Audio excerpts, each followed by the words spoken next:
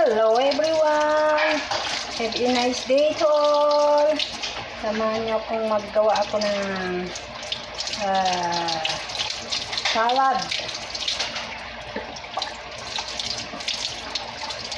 At syempre, ugasan ko muna yung kasko kasi ang pangalan dito mga guys. At para mas maganda, hugasan muna.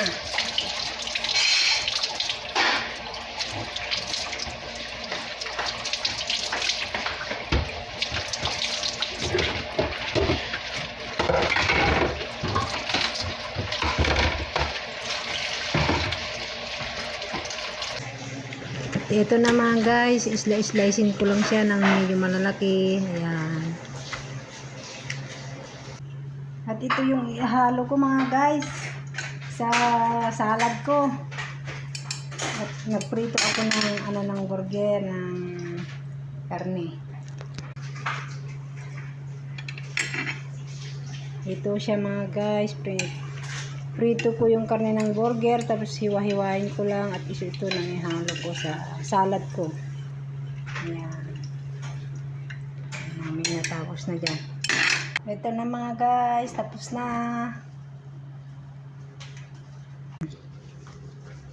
Ito na, tapos ko na hiniwa-hiwa.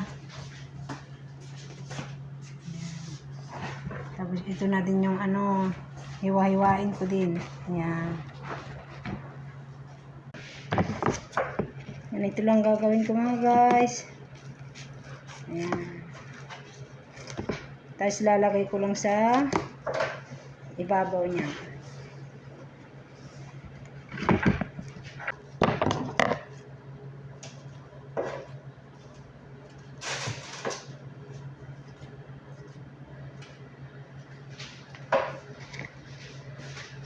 Lutong pacham mga guys.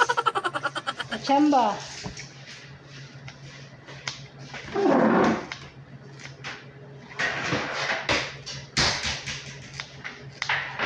Ito na ang ilalagay ko mga guys dahil wala akong jubon na slice. Ito na ang ilalagay kong jubon. Yung jubon din ng burger.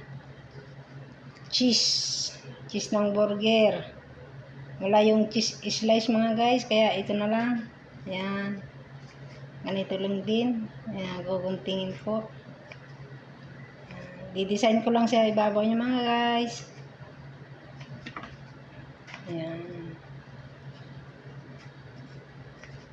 Ito na yung sauce niya mga guys. Ranch lang siya. Ranch. Ito lang mga guys. Ranch lang. Dahil maasim ito, hindi ko nalalagyan ng lemon. Kompleto na to mga guys. At mas maganda sana kung may mayonnaise. Wala naman kasi mayonnaise. Kaya ito na lang mga guys. Ayan. Ito na mga guys, tapos na yung salad ko. Papakita ko lang sa inyo mga guys. Mga kapwa ko OFW, pwede ko yung gumawa ng ganito. Sarap na sarap ng mga amo natin kung matikman nila to. Yan. Ano lang siya, yung tawag nila dito kas.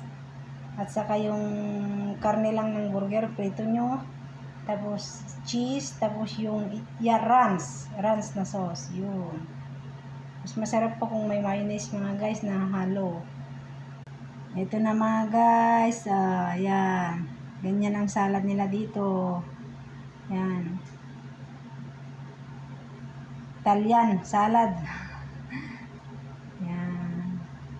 Pero Arabic salad na ngayon mga guys. Yan. Thank you for watching. Sana may natutunan kayo dito, mga kapwa ko OFW. Try nyo gagawa para matikman din yung mga amo nyo. Yan.